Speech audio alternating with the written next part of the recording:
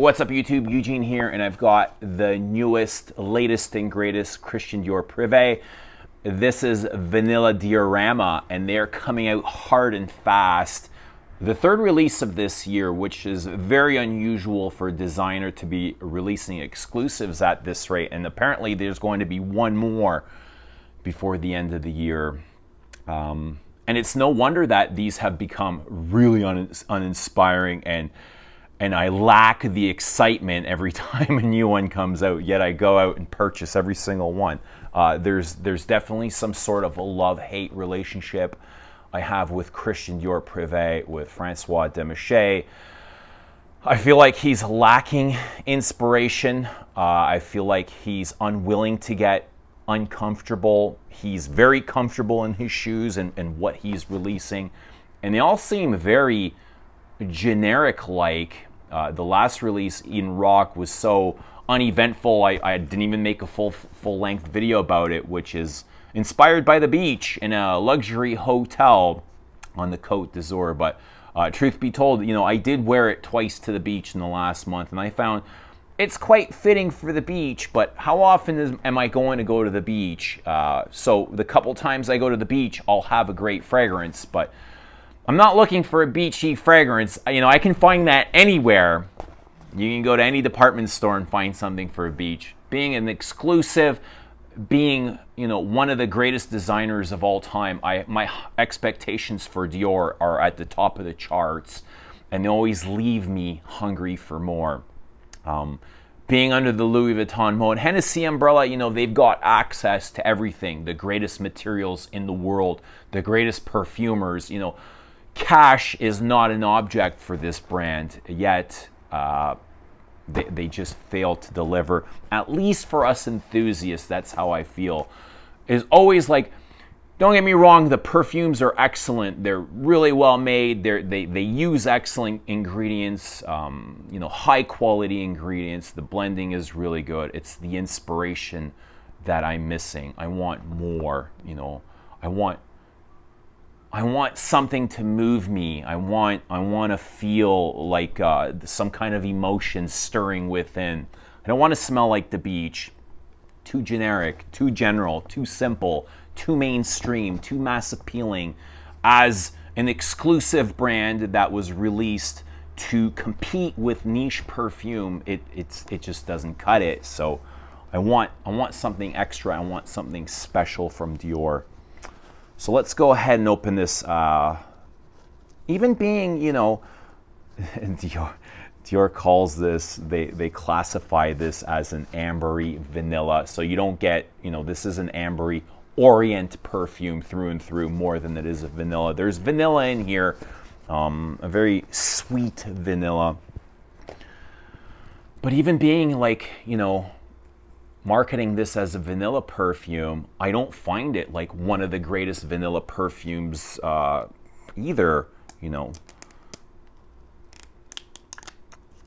It feels, I mean, don't get me wrong, it's a good vanilla. It's got a lot of vanilla in it, but when I think a good vanilla, this definitely will not be in there. It doesn't feel like a, you know, a high quality natural vanilla. So there you go. Let's read the description really quickly, because I think he created this with a chef, and this was inspired by one of Christian Dior's, a pastry that was created for Mr. Dior. And this is coming from the Christian Dior website. The Vanilla Diorama fragrance pays homage to the Diorama Gourmand. So it's a gourmand. They're classifying as a gourmand, but a ambery vanilla. One of Christian Dior's favorite desserts, created especially for the couturier by the famous Parisian restaurant Maxim's. There are no pictures or details descripting of this mysterious pastry. The Vanilla Diorama fragrance derives its name from this intriguing sweet creation. And sweet it is. So unbearably sweet, I wanted to throw up when I smelled it. Like, all I could smell was sugar. So, you know, the sweet vanilla perfume. I like vanilla. I'm a big fan of vanilla, but I like dry and bland vanilla, textured vanilla. I'm not into, you know, the really aggressively sweet perfumes. Warm, round, and opulent. Vanilla fragrance evokes the blah, blah, blah, blah. Rum, and, you know, rum, again, rum does not belong in perfumes, especially designer exclusive. Like, when I think rum, it's like, I want to vomit, I want to barf. No, get rid of the rum. If you're going to do booze, maybe a gin, a juniper gin, you know, something like that, something dry, not the sweet stuff. Because, you know, the rum accord, it makes it very syrupy and it's very thick, very sweet. It's just very childlike.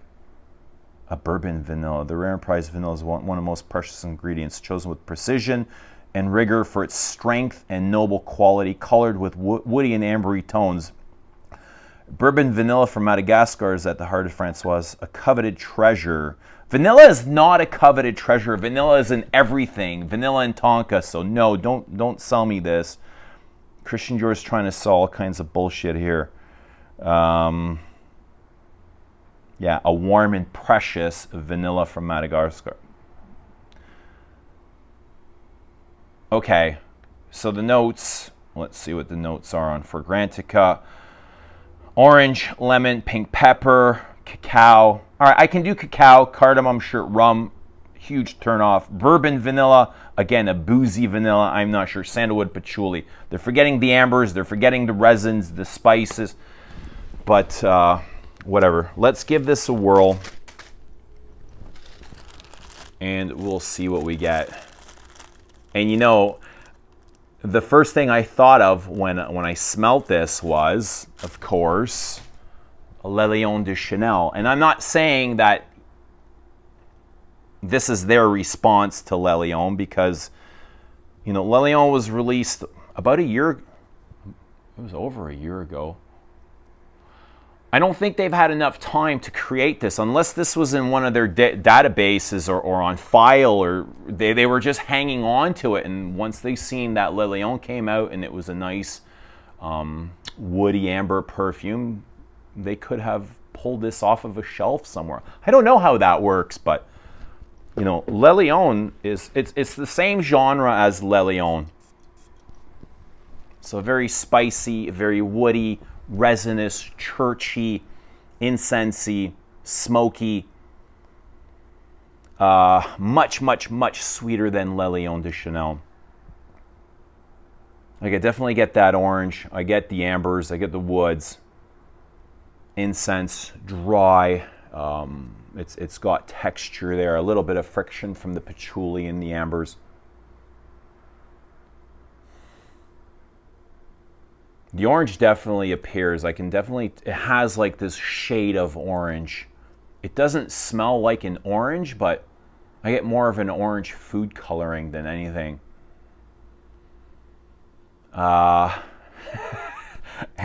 I'll be honest, like I sprayed this on at Saks yesterday, and this morning I picked my shirt up off the floor, and when I put it to my face, I almost threw up of how sweet it was. Like, it was like resins and sugar, like sucrose.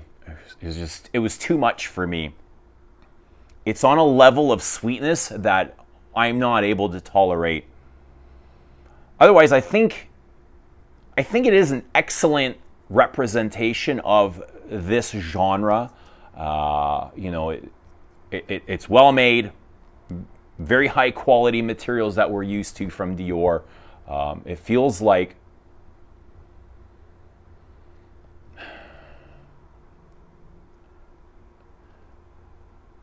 It feels like they just keep going back to, I don't know, some kind of way they process their perfumes. And it feels like, you know, the last 10 Diors that have been released, very, very, you know, cut and paste Christian Dior. But as an enthusiast, I just can't get over the generic, tasteless, overbearing sweetness. You know, that's my issue with this. Otherwise, if you're into sweet perfumes, you might like this. Sugary, almost like a It's like the base is vanilla, benzoin, maybe some tonka. There's some more resins in here, maybe some styrax. It does have a little bit of a growl, not nearly as much as Le Lion. This is... I